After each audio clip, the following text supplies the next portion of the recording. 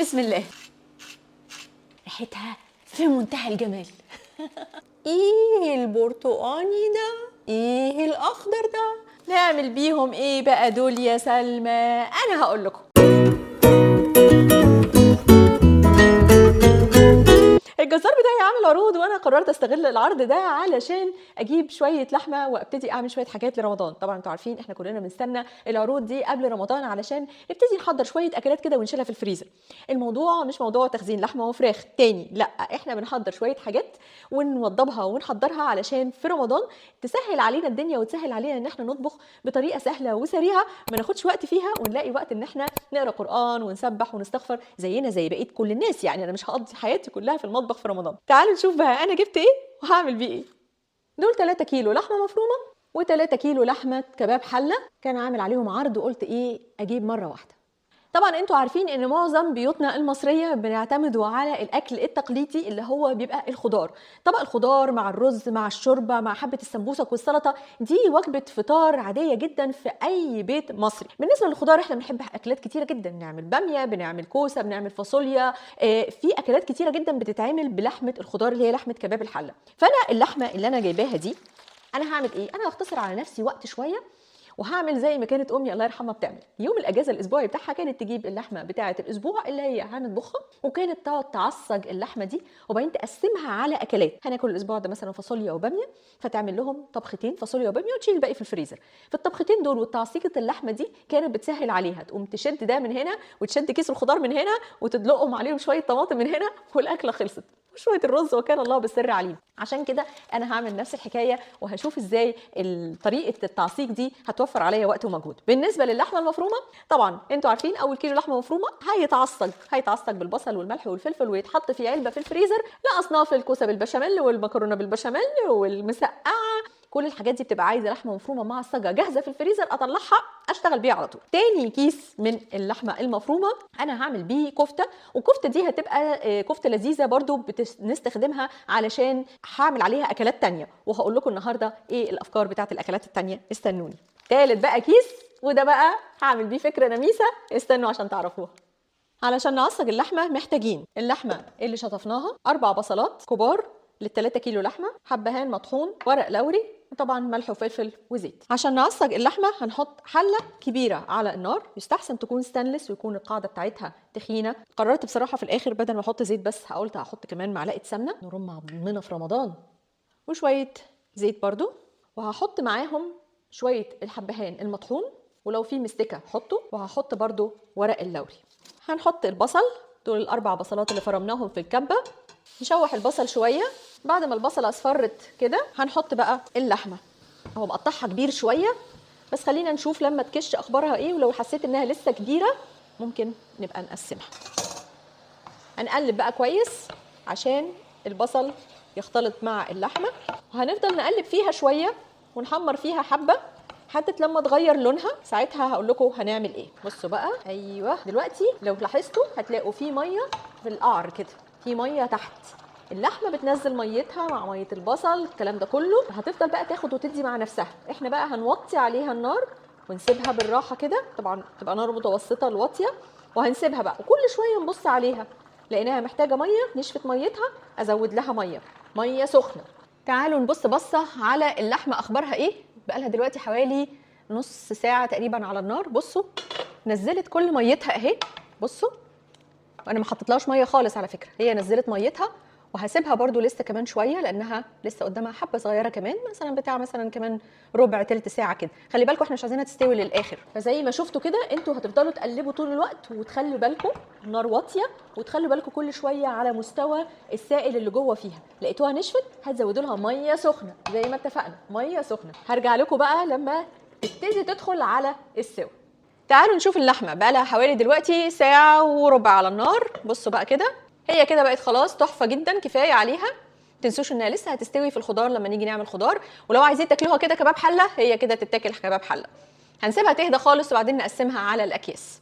طبعا لما اللحمه تبرد هبتدي اعبيها في اكياس، او لو عايزين علب براحتكم، بس العلب بتاخد مكان في الفريزر وانا بفضل الاكياس. نقلب الكيس عشان اقدر اعبيه بالراحه، وما يجيبش اي دهون على المنطقه بتاعه القفل اللي فوق. وبعبي كل كيس طبعا بعدد القطع حسب عدد افراد الاسره وحسب انا عايزه الاكله كبيره صغيره براحتكم خالص. ما تنسوش تفضوا الهواء من الكيس تماما. بس كده. وادي كيس اللحمه المعصجه سهل يطلع ونحطه في اي خضار احنا عايزينه علشان اي اكله. معانا اول كيلو لحمه هنعصجه علشان نعمله لحمه عصاج في الفريزر. تنفع بقى في المكرونه بالبشاميل، تنفع بقى في صينيه جلاش مسقعه. حطينا الزيت في الطاسه وهنحط كيلو اللحمه ونبتدي بقى نشوحها لحد لما لونها يبتدي يتغير. دي بصله مفرومه في الكبه. هنقلب بقى كويس عشان البصل يختلط ويستوي. عايزينه يستوي كويس. احنا ما بنحطوش من الاول عشان ما يلونش، بنحطه دايما في المرحله دي. لسه لا ملح اتحط ولا فلفل اتحط ولا اي حاجه اتحطت. استنوا شويه. الريحه تجنن. عايزه رغيف عيش متأمر ونقعد بقى كده ايه احنا وطاسه اللحمه المفرومه دي. وانا كنت بعمل كده كتير قوي. يعني حاجه من الحاجات اللي انا ما بستغناش عنها خالص هي اللحمه المفرومه المعصجه اللي في الفريزر، لانها بصراحه يعني خطوه مهمه في اكلات كتيره جدا جدا. بس هي خطوه بتاخد وقت. عايزه اعمل مسقعه البتنجان يطلع واللحمه المفرومه المعصجه تطلع، يا دوبك شويه الطماطم والبصل والكلام ده كله وشويه الفلفل، ادي مسقعه خلصت في ما فيش وقت خالص. عايزه اعمل مكرونه بالبشاميل، تعالي طلعي اللحمه المفرومه فكيها في الميكرويف واعملي البشاميل واعملي المكرونه، مش بتاخد وقت خالص. فانتوا عندكم حاجات كتيره جدا ممكن تتعمل باللحمه المفرومه، عشان كده الخطوه دي لذيذه ولطيفه تختصر الوقت والمجهود. خلاص كده تمام. والبصل كده اخد حراره حلوه من الطاسه مع اللحمه المفرومه وما بيموتش كده، يعني ما يتبلش قوي كده، يبقى البصل كده محافظ على مقامه برضه، ده بصل يعني. تعالوا بقى حطوا الملح، حطوا الفلفل، وحطوا بهارات اللحمه. ما استغناش عنها. بهارات اللحمه ال7 بهارات دي اساسي عندي. ولو رجعتوا للسنه اللي فاتت هتلاقوا فيديو بتاع العطاره واتكلمنا فيه على بهارات اللحمه وال7 بهارات وازاي ممكن نشتري البهارات من العطار بدل ما نشتريها من السوبر ماركت. الخطوه الاخيره، الحاجه اللي انا بحب اعملها وتعلمتها من جدتي ومن ماما الله يرحمهم، هي معلقه السمنه او الزبده الاخرانيه خالص اللي واحنا بنطفي. يعني انا خلاص دلوقتي طفيت، هنحط بقى معلقه سمنه بلدي او معلقه زبده. انا السمنه خلصت للاسف من عندي، فمعلقه زبده كده بتطعم المسائل، بحطها في الاخر مش في الاول. الله يرحمك يا ماما، كنا نستناها تخلص طبيخ انا واختي ويكون لسه بدري على الغدا، لسه ما خلصتش، بس هي خلصت التحضيرات اللي بتعملها اللي هي من ضمنها اللحمه المفرومه وتظبط التتبيلات بتاعه الفراخ والحاجات دي بتاعه ايه اللي بتعملها كل فتره كده علشان تسيبهم في الفريزر والثلاجه. فكنا نستناها تخلص ونبقى عارفين ان اللحمه المفرومه ريحتها فحفحت، ونروح جايبين نص رغيف ونقمره ونقف انا وهي كده وناخد حبه صغيرين ونقول لها بصي حبه صغيرين اهم على جنب اهم، تصبيره بس تصبيره يعني. اللحمه المفرومه وريحتها الجميله دي فكرتني بالذكرى الحلوه دي. نستناها تبرد خالص وبعدين نعبيها في العلبه اللي هتدخل الفريزر. وادي اللحمه المفرومه بعد ما عصقتها وبردت خالص عبيتها في العلبه اللي هحطها في الفريزر. علشان نعمل الكفته عندنا كيلو لحمه مفرومه، بصلايه كبيره مفرومه، 4 وحدات من التوست الابيض متشاله الحروف بتاعتهم، ربع كوبايه لبن حليب، صفار بيضتين، حبه بقدونس، شويه جبنه رومي او بارميجان لو موجوده. اول حاجه هننقع التوست في الحليب، ممكن نفتته احسن لقطع. لو مفيش توست ممكن نستخدم لبابه العيش الفينو برضو شغال. هنحط الحليب عليها وخليه على جنب. هنحط هنا اللحمه المفرومه، عايزين سلطانيه غويطه علشان نعجن بقى كل الحاجات، فاللحمه المفرومه الاول، البصله المفرومه، هنحط صفار البيضتين، هنحط الجبنه، شويه بقدونس حوالي حفنه كده بالايد ما تكتروش، هنحط ملح، هنحط فلفل، هنحط بهارات اللحمه معلقه صغيره، هنحط توم بودره.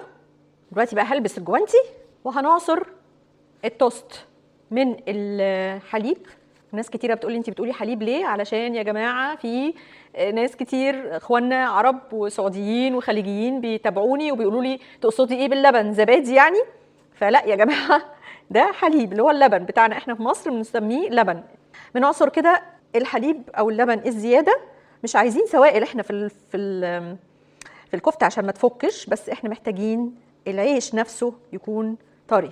نعجن بقى بايدينا، هتبقى اطرى كفته في التاريخ، هتشوفوا وصفه رائعه الجمال. بصوا ما حطيناش بقدونس كتير عشان ما تبقاش لونها اخضر بالجامد، هي يا دوبك معلقه واحده بس بقدونس مفروم، ويبقى مفروم ورق بس مش عيدان. تمام كده، حلو قوي. نبتدي بقى نكور الكفته دي ونعملها كور، ما تبقاش صغيره بس ما تبقاش كبيره، يعني الحجم ده كويس لانها لسه هتنزل بعد شويه لما تستوي. فدي الكفتات بتاعتنا، هنبتدي نرصها في الصاج ده. وانا الحقيقه مش هحمرها، انا هدخلها الفرن لكذا سبب. اولا اسرع واسهل، نمره 2 زيت اقل، استخدام زيت اقل وبالتالي اقتصاديا احسن.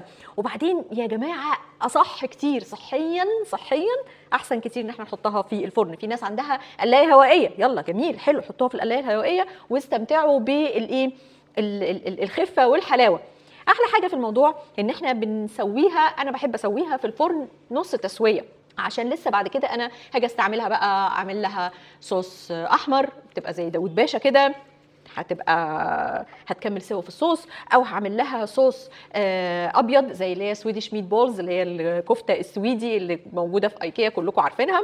المهم في كافه الاحوال هي تاخد نص سوا وتحميره حلوه كده ايه في الفرن. طبعا واحنا صغيرين كنا بالنادي، كانت امي تنادي علينا، يعني دلوقتي احنا ما نقدرش ننادي على اولادنا نقول لهم تعالوا اعملوا كفته معانا، بذمتكم بتقدروا تعملوا كده حقيقي؟ تسيبوهم النت ولا تسيبوهم التلفزيون ولا التمثيليه اللي هم بيتابعوها ولا التيك توك وتقولوا لهم تعالي اعملي يا حبيبتي كفته كده اهو حطيها؟ عشان بصراحه انا ما بقدرش. يعني رحم الله امرئ عارف قدر نفسه. زمان كنا بنتشخط فينا الشخطه كنا بنيجي على طول. عملنا صاج ونص من الكفته وهنمسح عليهم بفرشه فيها زيت بالشكل ده. وزي ما انتم شايفين الصاج اصلا محطوط له ورق زبده عشان ما تلزقش، وعشان كمان تنظيف الصاج يبقى اسهل، مش محتاجين كمان ان احنا نغسل صيجان جامد. الفرن ولعته وسخن، هتدخل دلوقتي الفرن وهتقعد حوالي كتير قوي تلت ساعه. وادي بعد ما طلعوا هنستنى بقى لما يهدوا خالص، وبعدين نشوف هنحطهم في الفريزر في ايه. شفتوا بقى انا كان عندي حق ازاي ان احنا حطينا ورق الزبده. وادي الكفته بعد ما بردت عبيتها في العلبه، اقدر بعد كده اسحب منها. دي تعمل اكلتين تقريبا حسب بقى اي حاجه، داود باشا، كفته بالطحينه. وبصوا بقى شايفين فكره الايه ورق الزبده عملت ايه؟ خلت الصينيه الحمد لله معقوله جدا جدا. بصوا مش هدعك صواني ومش هنضف صواني. عشان نعمل الكفته اللي بالوايت صوص هنحتاج بصله مفرومه، كوبايه مشروم متقطعه شرايح، فصين توم، معلقه دقيق، حوالي نص كوبايه لبن، معلقتين كبار من الكريمه، ومعانا طبعا الكفته اللي انا حطاها في الفريزر اللي هي تنفع مع اي نوع من انواع الصوصات. في طاسه على النار فيها زيت هنحط البصله المفرومه الاول تكون ناعمه، هنقلبها ونصفرها شويه على النار. البصله اصفرت حلو كده، خلينا نحط المشروم ونقلب. انا ما بحبش استعمل ابدا المشروب المعلب، لو ما لقيتش مشروب ما احطش مشروب خالص معلب، خلاص ما فيش داعي استغنى عنه. لكن المعلب ده اللي هو عامل زي البلاستيك ده زي الكاوتش، لا لا لا. انتوا ايه بتعملوا ايه؟ انتوا ايه رايكم؟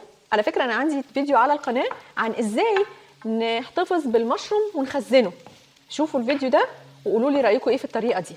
بعد كده هنحط فصين الثوم نفرمهم الاول قبل ما الثوم يتحرق. خلي بالكم هنشتغل كده ايه بسرعه بعد الثوم عشان الثوم ما يشمش النار يتحرق بسرعه. هنحط معلقه الدقيق بنطرها كده فوق البصل والمشروم ونقلب عشان نسوي الدقيق ده. نحط الحليب او اللبن وهنحط كمان الكريمه. لو لقيتوها تخنت ممكن تزودوا شويه ميه خفيف بس عشان تخلوها سايله. بحب اضيف كمان الويسترشاير صوص، بتديها لون، تغمق اللون شويه. مفيش ويسترشاير صوص حطوا معلقه صويا صوص. بصوا لونها حلو ازاي، بقت لونها كافيه اوليه كده. الصوص بدا يتخن وبقى حلو قوي. لازم نحط ملح وفلفل، بس الفلفل خلي بالكم يبقى فلفل ابيض. هنحط الكفته، حطوا الكميه اللي انتوا عايزينها وسهل جدا جدا نرجع الباقي الفريزر. نخليها تغلي شويه في الصوص عشان الفليفرز كلها تمتزج مع بعضها. كده خلاص اتسبكت وبقت لذيذه جدا. اخر حاجه رشه بقدونس على الوش ونقدمها. الف هنا وشفا، ريحتها في منتهى الجمال. كفتة بالوايت صوص، وصفة لذيذة جدا وسهلة في منتهى الجمال. كلكم طبعا دلوقتي مستنيين هنعمل ايه بالكيلو الثالث ده. طيب تعالوا اقول لكم هنعمل بيه ايه، بس الاول خلينا نحط عليه الاضافات دي. هنحط الاول بصلايه كبيره مفرومه، هنحط بهارات لحمه، هنحط ملح، فلفل، شويه بابريكا، واخر حبه توم بودره لازم اشتري، وهنبتدي نعجن. ادي اللحمه مع كل بهاراتها والبصل هنعجنها. وممكن جدا تعملوا الخطوه دي في الكبه، بس انا بشوف انه مش مستاهله خالص نوسخ الكبه. كويس كده تمام. هنجيب اطباق صغيره او اكياس براحتكم. هحط ربع كيلو في كل طبق من اللحمه المتعصجه دي. ده تقريبا ربع، ممكن نجيب الميزان ونوزن. وده تقريبا ربع، وادي ربع، وادي ربع. شكلي ايه؟ ظبطتهم اهو. كل واحده تقريبا ربع كيلو في كل طبق. ادي كيلو اللحمه بعد ما تعصج بالبصله والملح والفلفل والبهارات. نعمل بيهم ايه بقى دول يا سلمى؟ انا هقول لكم. كل دول هخزنهم مع بعض كده اهو في الفريزر فوق بعضهم. في يوم قررنا ان حد عايز يتعشى حواوشي، هنروح مطلعين ربع من ده وهنضيف عليه شويه اضافات ونحشيه في العيش وندخله في الفرن او نعمله على الجريل من فوق. في يوم قلنا عايزين ناكل برجر، نطلع طبقين، دول يعملوا الطبقين دول يعملوا حوالي مثلا 6 برجرات مثلا. في يوم مثلا قررتي انك تعملي كفته كده لذيذه للعشاء للولاد، دي هنعمل بيها وصفه لذيذه للكفته. بس كده لقيتي بقى الدنيا سهله واللحمه متعصجه جاهزه وربع الكيلو ما بياخدش وقت كتير عشان يفك. محتاجه في يوم انك تطلعيهم كلهم، خلاص حلو طلعيهم كلهم. وحتى لما تكوني عايزه تعملي مكرونه بالبشاميل ولقيتي علبه اللحمه المفرومه المعصجه اللي احنا حاطينها خلصت، طلعي طبق من دول واعمليه على النار تك تك تك، مش هياخد منك اي وقت. ايه رايكم بقى في الافكار دي؟ فانا دلوقتي هشارك معاكم وصفتين، وصفه للحواوشي والوصفه الثانيه لكفته عمتي، استنوها. عشان نعمل الحواوشي محتاجين ربع كيلو من اللحمه المفرومه اللي عصجناها وحطيناها في الفريزر، فلفل اخضر متقطع صغير، معلقتين جبنه شيدر مبشوره، معلقتين جبنه موتزاريلا مبشوره، معلقه بقدونس كبيره مفرومه، وطبعا العيش البلدي. العيش يكون طازه تقريبا، يعني اكتر حاجه طازه ممكن، ويكون طري ويقدر يتفتح ما يبقاش ملزق في بعضه. هنعمل فيه فتحه على الجنب بنص العيش بس. هنحط اللحمه هنا اهو، هنحط عليها الفلفل الاخضر، البقدونس، الجبنه الشيدر والموتزاريلا.